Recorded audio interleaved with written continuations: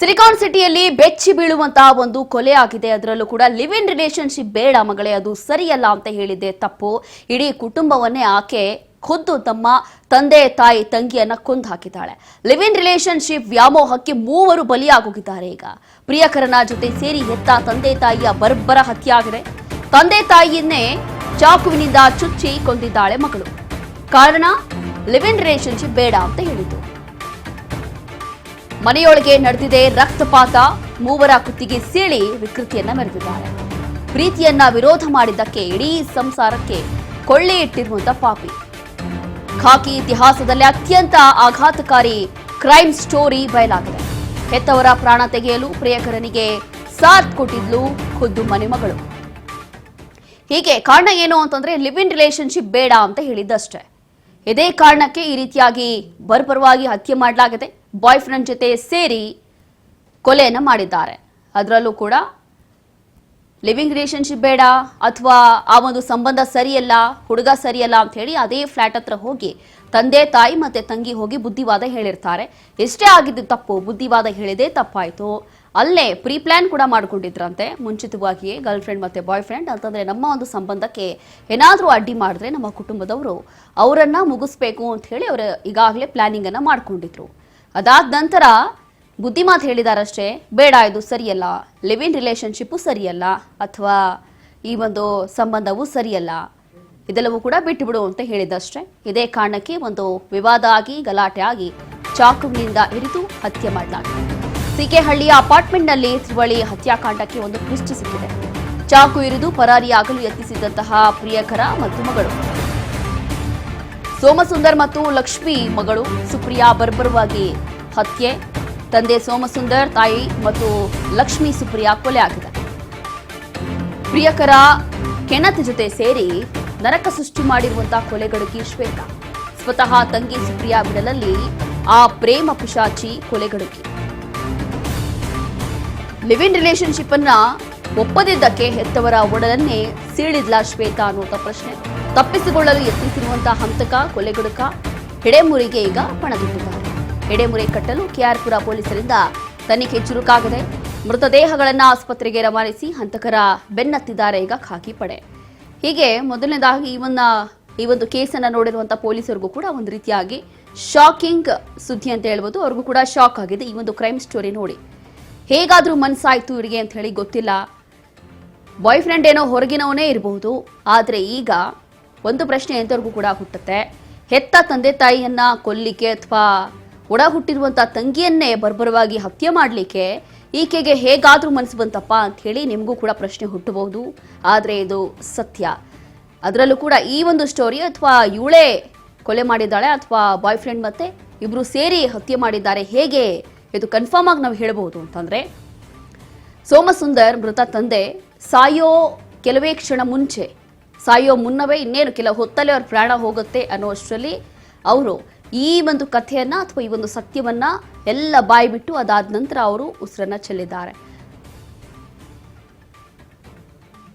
ಮತ್ತಷ್ಟು ಡೀಟೇಲ್ಸ್ ಕೊಡ್ತಾರೆ ನಮ್ಮ ಪ್ರತಿನಿಧಿ ದರ್ಶನ್. ಈಗ ಈ ಒಂದು ಪ್ರಕರಣ ನೋಡ್ತಾ ಇದ್ರೆ ಬಾಯ್ ಫ್ರೆಂಡ್ ಏನೋ ಹೊರಗಿನವನು ಹೌದು, ಆದರೆ ಹೆತ್ತ ತಂದೆ ತಾಯಿಯನ್ನ ಒಡ ಹುಟ್ಟಿರುವಂತ ತಂಗಿಯನ್ನ ಹೇಗಾದ್ರೂ ಇಲ್ಲಿ ಕೊಲೆ ಮಾಡ್ಲಿಕ್ಕೆ ಹೇಗೆ ಸಾಧ್ಯ ಆಗುತ್ತೆ ಅಂತ ಹೇಳಿ ಎಂತವರೆಗೂ ಕೂಡ ಪ್ರಶ್ನೆ ಹುಟ್ಟುತ್ತೆ. ಈಗ ತನಿಖೆ ಎಲ್ಲವರೆಗೂ ಹೋಗಿದೆ, ಪ್ರಾಥಮಿಕ ಹಂತದಲ್ಲಿ ಏನೆಲ್ಲ ಗೊತ್ತಾಗಿದೆ?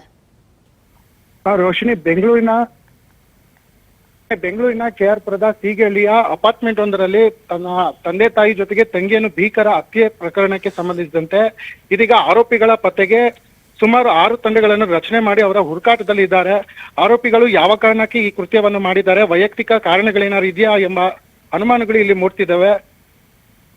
ಮದುವೆಗೆ ನಿರಾಕರಿಸಿದ್ದಾರೆ, ಲಿವಿಂಗ್ ಟು ರಿಲೇಶನ್ಶಿಪ್ಗೆ ನಿರಾಕರಿಸಿದ್ದಾರೆ ಅನ್ನೋ ಮಾತ್ರಕ್ಕೆ ಈ ರೀತಿಯ ಕೊಲೆ ಮಾಡಿರೋದು ನಿಜಕ್ಕೂ ಆಘಾತವನ್ನು ಉಂಟು ಮಾಡಿದೆ. ಸದ್ಯ ಆರೋಪಿಗಳ ಪತ್ತೆಗೆ ಸಾಕಷ್ಟು ತನಿಖೆಗಳನ್ನ ಮಾಡ್ತಿದ್ದಾರೆ. ಆರೋಪಿಗಳು ಸಿಕ್ಕ ಮೇಲಷ್ಟೇ ಇನ್ನು ಮತ್ತಷ್ಟು ಡೀಟೇಲ್ಗಳು ಸಿಗ್ಬೇಕಾಗ್ತದೆ.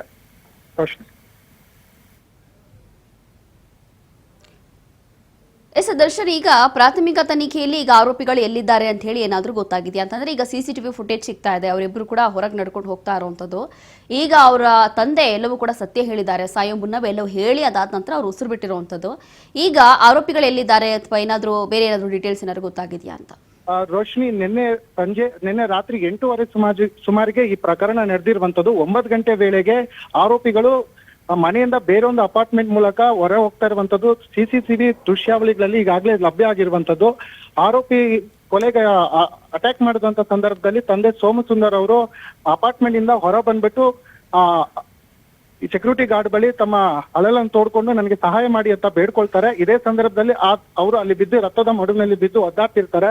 ನಂತರ ಅವರನ್ನು ಪೊಲೀಸರು ಸ್ಥಳೀಯ ಆಸ್ಪತ್ರೆಗೆ ರವಾನಿಸ್ತಾರೆ. ಇದರ ಮಾರ್ಗ ಮಧ್ಯದಲ್ಲಿ ಏನೇನೆಲ್ಲ ಆಯ್ತು ಅನ್ನುವಂತಹ ಡೀಟೇಲ್ಸ್ ಅನ್ನ ಸೋಮಸುಂದರ್ ಅವರು ನೀಡಿರ್ತಾರೆ. ಬಳಿಕ ಆಸ್ಪತ್ರೆಯಲ್ಲಿ ಅಡ್ಮಿಟ್ ಆದ ನಂತರವೂ ಕೂಡ ಚಿಕಿತ್ಸೆ ಫಲಕಾರಿ ಆಗದೆ ಅವರು ಸಾವನ್ನಪ್ಪಿರ್ತಾರೆ.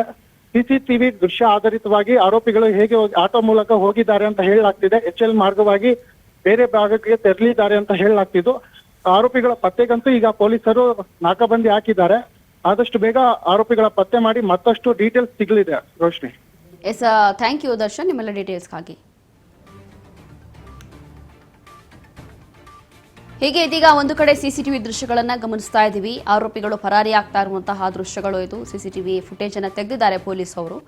ಇಷ್ಟೊತ್ತು ಕೂಡ CCTV ಫುಟೇಜ್ ಸಿಕ್ಕಿರಲಿಲ್ಲ ಅಂತಂದ್ರೆ ಈ ಒಂದು ತನಿಖೆಯ ಬೆನ್ನತ್ತಿರುವಂತಹ ಪೊಲೀಸ್ ಅವರಿಗೆ ಈಗ CCTV ಫುಟೇಜ್ ಅಲ್ಲಿ ಇಬ್ಬರೂ ಕೂಡ ಆರೋಪಿಗಳು ನಡೆದುಕೊಂಡು ಹೋಗ್ತಾ ಇರುವಂತದ್ದು ಜೊತೆಯಲ್ಲಿ ಗಮನಿಸಬಹುದು. ಮತ್ತೊಂದು ಕಡೆ ಸೋಮಸುಂದರ್ ಸಾವಿನ ಕೊನೆ ಕ್ಷಣ ಇದು ಅಂತಂದ್ರೆ ಸಾಯೋ ಮುನ್ನ ಇನ್ನೇನು ಎಲ್ಲವೂ ಕೂಡ ಅವ್ರು ಸತ್ಯ ಬಾಯ್ ಬಿಟ್ಟಿದ್ರು. ಆ ಒಂದು ಅಪಾರ್ಟ್ಮೆಂಟ್ ಅಲ್ಲಿ ಅಂತಂದ್ರೆ ಲಿವಿಂಗ್ ರಿಲೇಶನ್ಶಿಪ್ ಅಲ್ಲಿ ಏನಿದ್ರು ಈ ಮತ್ತು ಬಾಯ್ ಫ್ರೆಂಡ್ ಮತ್ತೆ ಆ ಹುಡುಗಿ ಅದೇ ಒಂದು ಫ್ಲ್ಯಾಟಿಗೆ ತಂದೆ ತಾಯಿ ಮತ್ತೆ ತಂಗಿ ಮೂವರು ಕೂಡ ಹೋಗಿರ್ತಾರೆ. ಅದಾದ ನಂತರ ಮನೆಯೊಳಗೆ ತಂಗಿ ಮತ್ತೆ ತಾಯಿ ಇಬ್ಬರನ್ನು ಕೂಡ ಕೊಂದಾಗಿರುತ್ತೆ. ಅದಾದ ನಂತರ ಇವ್ರಿಗೂ ಕೂಡ ಚಾಕು ಇರಿದಿರ್ತಾರೆ, ತಂದೆಗೂ ಕೂಡ. ಅದಾದ ನಂತರ ಅವ್ರು ಓಡೋಡಿ ಬಂದು ಫ್ಲ್ಯಾಟ್ ಹೊರಗಡೆ ಬಿದ್ದಿರುವಂಥ ದೃಶ್ಯಗಳು ಇದು ಗಮನಿಸ್ತಾ ಇದ್ವಿ. ಅದೇ ಸಂದರ್ಭದಲ್ಲಿ ಫ್ಲ್ಯಾಟಲ್ಲಿ ಇರುವಂಥ ಅಕ್ಕಪಕ್ಕ ಜನ ಬರ್ತಾರೆ ಓಡೋಡಿ ಏನಾಗಿರ್ಬೋದು ಅಂತ.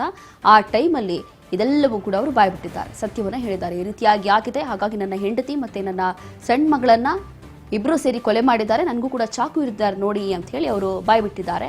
ಇದು ಕೊನೆಯ ಕ್ಷಣದ ದೃಶ್ಯಗಳು. ಈ ಒಂದು ಮನೆಯಲ್ಲಿ ರಕ್ತದ ಕಲೆಗಳು ಕೂಡ ಗಮನಿಸ್ತಾ ಇದೀವಿ. ಈ ಒಂದು ಫುಟೇಜ್ ಅನ್ನು ಸ್ವಲ್ಪ ಬ್ಲರ್ ಮಾಡಬೇಕಾಗತ್ತೆ, ಹಾಗಾಗಿ ಬ್ಲರ್ ಮಾಡಿ ತೋರಿಸ್ತಾ ಇದೀವಿ ನೋಡಿ. ಇದು ಈ ಒಂದು ಫ್ಲ್ಯಾಟ್ ಅಂತಂದ್ರೆ ಇವರಿಬ್ರು ಲಿವಿಂಗ್ ಅಲ್ಲಿ ಏನಿದ್ರು ಆ ಒಂದು ಫ್ಲ್ಯಾಟ್ನ ದೃಶ್ಯಗಳು.